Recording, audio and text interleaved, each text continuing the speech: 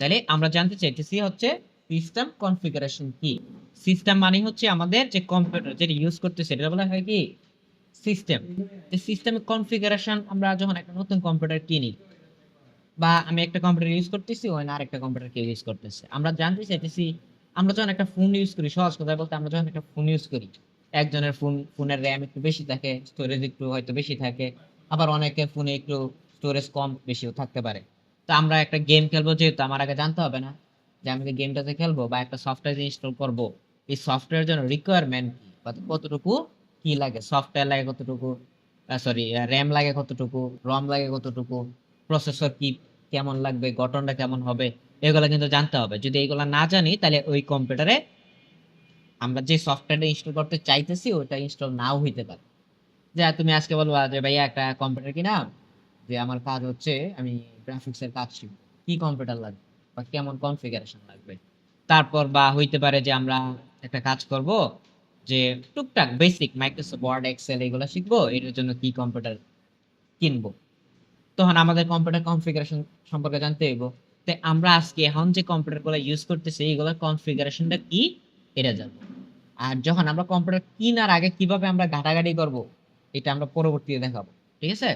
তো এই যে আমার কম্পিউটারটা আছে এটা তো একটা কনফিগারেশন আছে, কতটুকু কি আছে, র্যাম আছে কতটুকু, রম আছে কতটুকু, এটা জানার জন্য আমাদের কি করতে হবে, এই দিস পিসিতে যাইতে হবে। দিস পিসি, এই দিস পিসি থেকে যদি আমরা রাইট বাটন ক্লিক দেই, রাইট বাটন ক্লিক করে যাইতে হবে প্রপার্টিজ, ঠিক আছে। এই যে এটার ভিতরে গিয়া রাইট বাটন ক্লিক, ডানের বাটনে ক্লিক দিয়ে যাইতে হবে কোথায়, প্রপার্টিজ। প্রপার্টিসে গেলেই আমাদের এখানে দেখাবে যে আমাদের কম্পিউটারের নাম হচ্ছে রাফি, প্রসেসর, প্রসেসরের টাইপ কি, প্রসেসর হচ্ছে একটা কম্পিউটারের প্ল্যান, এই যে এটা হচ্ছে প্রসেসর,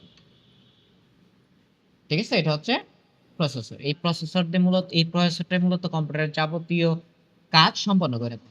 এবং এটার দামই 18,000, 19,000, 20,000, 1,00,000 টাকাও আছে, 1.5 লাখ টাকাও আছে। হাত থেকে পড়ে না যায়, পড়লে কিন্তু শেষ, ঠিক আছে। মূলত হচ্ছে এইটাই সবচেয়ে কম্পিউটারের শক্তিশালী এবং দামি জিনিস। সে এই সবকিছু প্রসেস করে দেয়, কোনো একটা ফাইল আমি যখন কমান্ড দিব তখন সে সব কাজ করে থাকে। তো এই যে আমার যে প্রসেসরটা, প্রসেসর এটার নাম প্রসেসর, এই প্রসেসরটা আছে, এই প্রসেসরের মডেল কি বা নাম কি। আমার যে প্রসেসরটা আছে এটা হচ্ছে AMD Ryzen 5 5600G with radian graphics, অর্থাৎ এর সাথে বিল্ট ইন গ্রাফিক্স আছে, ঠিক আছে। আর এই প্রসেসরের ক্লক স্পিড হচ্ছে 3.90 গিগাহার্টজ। এর যে স্পিড আমরা যখন গাড়ি চালাই, গাড়ির গতিবিধি কি বলা হয় যে এত কিলোমিটার ঘন্টা, এরকম হিসাব করা হয় না। তো কম্পিউটারের যে কাজের গতিটা এটা বলে গিগাহার্টসে কম্পেয়ার করা হয়। এটা তাহলে কত গিগাহার্টস হয়, 3.90 গিগাহার্টস পর্যন্ত সে স্পিড দিতে সক্ষম। ইনস্টলার র্যাম, র্যাম আছে কতটুকু, র্যাম আছে 16 জিবি। এর মধ্যে আমরা ইউজ করতে পারবো কতটুকু, 15.4 জিবি ইউজেবল, বাকিটা হয়তো সে সিস্টেমে রিজার্ভ করে লাইছে, এটা আমরা ইউজ করতে পারবো না, অল্প একটু রিজার্ভ করে থাকে। তারপর গ্রাফিক্স কার্ড কি আছে, AMD রেডিয়ান গ্রাফিক্স কার্ড কি, এটা আমরা পরবর্তীতে যখন আমরা ওই হার্ডওয়্যারের ক্লাসে যাব তখন আমরা সবগুলা পার্ট আলাদা আলাদা, ওই যে গ্রাফিক্স কার্ড আছে তো তোমার উপরে এটা খোলা বোধহয়, পরে না খোলা। এই যে এটা হচ্ছে গ্রাফিক্স কার্ড, ঠিক আছে। এটার দাম আছে 16,000, 20,000, 8,000, 7,000, বিভিন্ন প্রাইসের আছে। মূলত হচ্ছে তার কাজ হচ্ছে এই যে আমাদের যে ডিসপ্লেটা আসতেছে, আলোটা আসতেছে, এটা সে প্রদান করে। কিছু কিছু সিপিইউ এর মধ্যে গ্রাফিক্স কার্ড বিল্ড ইন থাকে, আবার কিছু কিছু তো বিল্ড ইন থাকে না। যদি বিল্ড ইন না থাকতো, এই যে আমার এখানে আছে উইথ রেডিয়ান গ্রাফিক্স, তা গ্রাফিক্সটা যদি না থাকতো তাহলে কিন্তু আমার এটাতে আউটপুট হইতো না, তখন আমাদের বাধ্যতামূলক এটা লাগাইলে তারপর এটার মাধ্যমে আমরা আউটপুটটা পাইতাম। তো এই গ্রাফিক্স কার্ড ছাড়া আউটপুট হবে না। তো আমার এটার সাথে হচ্ছে বিল্ড ইন গ্রাফিক্স আছে দিকে গ্রাফিক্সটা পাওয়া যাইতেছি। আচ্ছা, তাহলে এটা গ্রাফিক্স আছে কত জিবি, 496 এমবি, এমবি মানে কি মেগা বাইট, 492 মেগাবাইট। আর এটা হচ্ছে 2 জিবি, এছাড়াও 6 জিবি, 12 জিবি, 16 জিবি, 8 জিবি, এরকম বিভিন্ন টাইপের আছে। 32 জিবিও আছে। একটা 32 জিবি রেয়ার হয়তো প্রায় লাখ টাকার উপরে ছাড়া যেতে পারে। হ্যাঁ, এটার দাম, ঠিক আছে। এটা কি কাজে লাগে এগুলো আমরা পরবর্তীতে সময় পাইলে বলবো। অনেক দামি একটা কম্পিউটারের দাম আছে, আমরা নরমাল করে বিল করলে তো এত আর খরচ হবে না। আচ্ছা, তারপর সিস্টেম টাইপ হচ্ছে 64 বিট কালে এটা মনে রাখো। পরবর্তীতে কেন 64 হয়েছে কেন 32 হয়েছে পরে আমরা হয়তো বলবো। আচ্ছা, পেন এন্ড টাচ সাপোর্ট হচ্ছে কি, এখানে পেন সাপোর্ট দেখাইতেছে। আমাদের অন্যান্য কম্পিউটার গুলোতে পেন সাপোর্ট থাকবে না। এই যে আমার এনে একটা এরকম একটা ডিভাইস আছে, তো এটা বলে কি, হ্যাঁ, প্যাড বা ট্যাবও বলে অনেকে, এটার মাধ্যমে এরকম লেখা যায়। এখানে যখন লিখি ওখানে এটা ভাসে, ঠিক আছে। আচ্ছা, ড্রয়িং প্যাড বলে আর কি, বা গ্রাফিক্স ট্যাবও বলে অনেকে। আচ্ছা, তো এটার কারণে এনে পেন সাপোর্টেড দেখাইতে হয়। যদি এটা এনে দেওয়া না থাকতো তাহলে এনে পেন সাপোর্টেড দেখাইতো না কিন্তু। আচ্ছা, আর এটা হচ্ছে উইন্ডোজ, যে আমরা উইন্ডোজটা ইউজ করতেছি, উইন্ডোজের ভার্সন তো উইন্ডোজ 10, আর ওইগুলাতে যে ইউজ করতেছি ওইগুলো হচ্ছে উইন্ডোজ 8।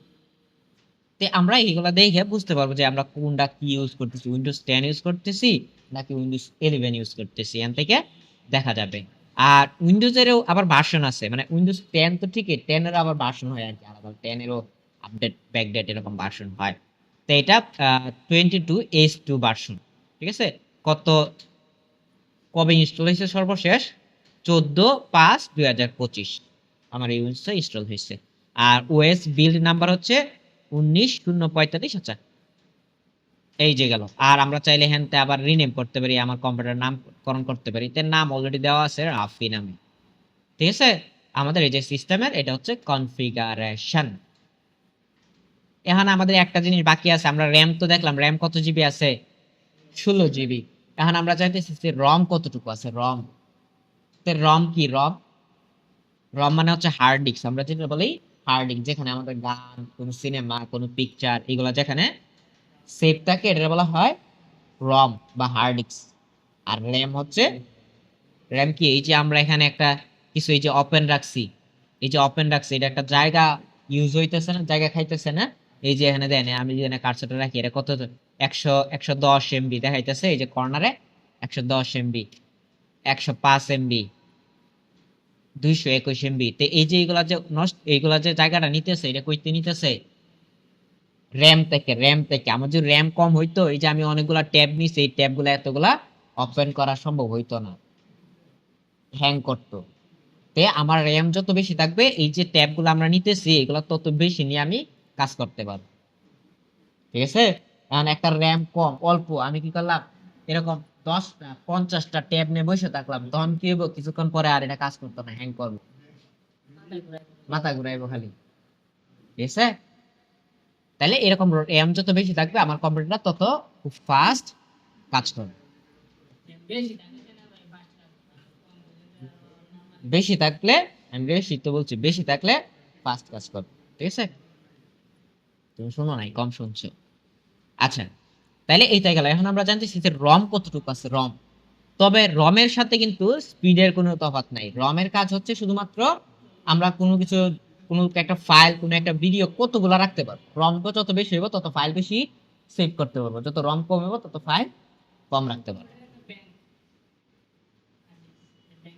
এখন আমরা চাইতেছি কি, যে এটা রম আছে কতটুকু এটা জানতে চাইতেছি। তাইলে আমরা যদি এই যে দিস পিসিতে যাই, দিস পিসিতে যাওয়ার পরে কিন্তু এনে দেখা যাইতেছে যে এনে আছে 363 জিবি, 247 জিবি।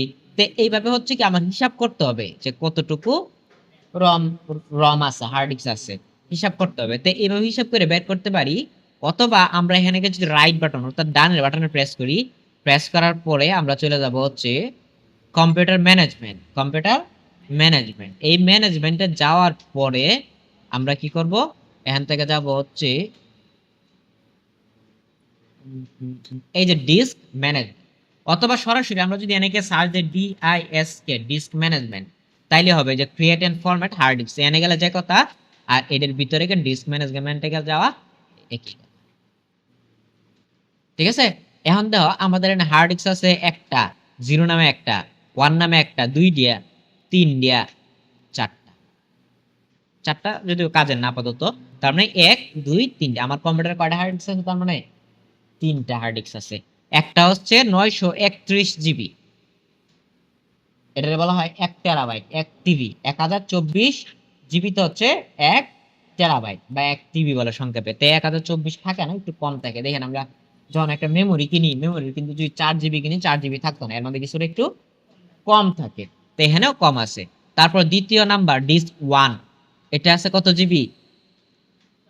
698.64 জিবি, ঠিক আছে। তারপরে আছে আরেকটা আছে 238 জিবি, ঠিক আছে। তার মানে আমার 9 প্রায় 2 টেরাবাইট অর্থাৎ 2000 জিবির মতো জায়গা আছে, আরো বেশি 2000 জিবির বেশি জায়গা আছে। এখানে হচ্ছে 1000 জিবি, আর এখানে 6 600 700 আর হচ্ছে 200, কত হয়েছে? 900, প্রায় 1000 জিবি আছে, অর্থাৎ 2000 জিবি। একটা 1000 জিবি আর বাকি দুইটা মিললে হচ্ছে 1000 জিবি, হচ্ছে 2000 জিবি জায়গা, ঠিক আছে। তারপরেও সব বেশিরভাগই ভরা, খালি নেই। বুঝতে পারছো? মনে থাকবে? আর আমি যে ক্লাসটা এখন করছি এটা রেকর্ডেড থাকবে, যে কোনো মুহূর্তে চাইলে চ্যানেল থেকে দেখে দেখে নিতে পারবো। আচ্ছা, ওটা কেন? তারপরে আমি যদি আরো বিস্তারিত কোনো কিছু জানতে চাই, যে আরো আমি জানতে চাই আমার কম্পিউটার সম্পর্কে বিশদভাবে, তখন কি করতে হবে?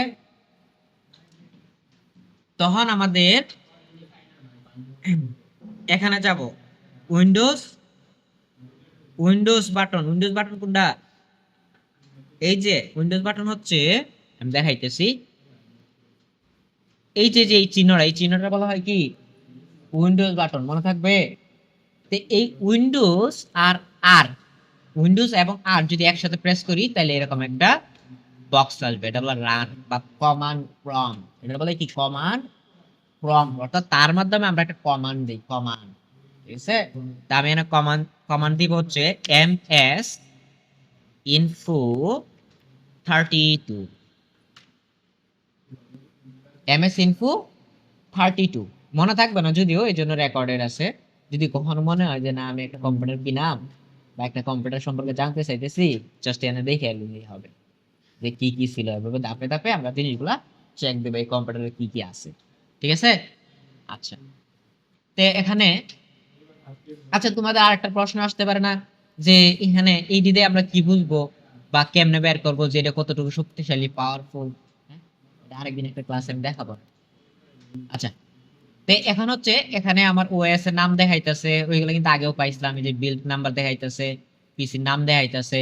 এর সাথে আমাদের সিস্টেম ম্যানুফ্যাকচারার, অর্থাৎ আমাদের যে মাদারবোর্ড যেটা বলি, এটা কে তৈরি করছে, কোন কোম্পানি। আমি এটা না করলে আমি দেখতে পারবো? হ্যাঁ, কিন্তু এখান থেকে কিন্তু ঠিক দেখে লাইছি যে এটার নাম হচ্ছে গিগাবাইটের B450, হ্যাঁ, ঠিক আছে। তারপর একটা প্রসেসর আছে, প্রসেসরের কোর আছে কয়টা, থ্রেড আছে কয়টা, এখন কোর থ্রেড আপাতত মাথায় ঢুকবে না। বায়োস ভার্সন কি, হ্যাঁ, আরো হাবিজাবি যা যা আছে, গিগাবাইট টেকনোলজি, প্ল্যাটফর্ম কি কি আছে, টাইম জোন কি, র্যাম আছে কতটুকু, হ্যাঁ, ভার্চুয়াল মেমোরি আছে কতটুকু, সব এনালাইজ। হ্যাঁ, কিন্তু এই সিস্টেমে আসবে না, মোবাইলে হয়তো অন্য সিস্টেমে আসতে পারে, ঠিক আছে। অথবা সিপিইউ জেট নামে একটা একটা প্রোগ্রাম আছে, এটা ইনস্টল দিলেও আমরা যাবতীয় সব পাওয়া যাবে। আচ্ছা, এই বিষয়ে একটা ক্লাস দিব, কারণ এটা এইভাবে ক্লাসে নেওয়া সম্ভব না, একটু ইউটিউবে আমি ক্লাস এটা দিব, এটা দেখে একদম নারী নক্ষত্র যা আছে আধা আধা ঘন্টার মতো ক্লাস পরবর্তীতে আমি ইয়ে করব। আচ্ছা, তারপরে এখানে আরো আছে, আমরা যদি চাই যে এর ভিতরে কম্পোনেন্ট গুলা কি কি আছে, সিডি রম কি আছে কিনা, সিডি রম নাই, সাউন্ড ডিভাইস কি কি আছে না, যা আছে ডিসপ্লে কি কি আছে, সব আমরা দেখতে পারবো। না, এই ডিসপ্লে না, ডিসপ্লে হচ্ছে গ্রাফিক্স, গ্রাফিক্স কি আছে এটা বলা হয়েছে ডিসপ্লে, আর এখানে যে কি ডিসপ্লে আছে এটা এখানে দেখাইতো না। আচ্ছা, তারপরে দেখতেছি আমরা এটা দেখাই কিনা। নাই নাই নাই নাই নাই নাই নাই, ইনপুট কি আছে, ডিসপ্লেতে গেছিলাম। আর হেটা দেখতে চাইলে আমরা এখানে গিয়ে হয়তো দেখা যাবে ডিসপ্লে সেটিং এ গিয়া যে আমার এটা কি, মনিটরটা কি আছে,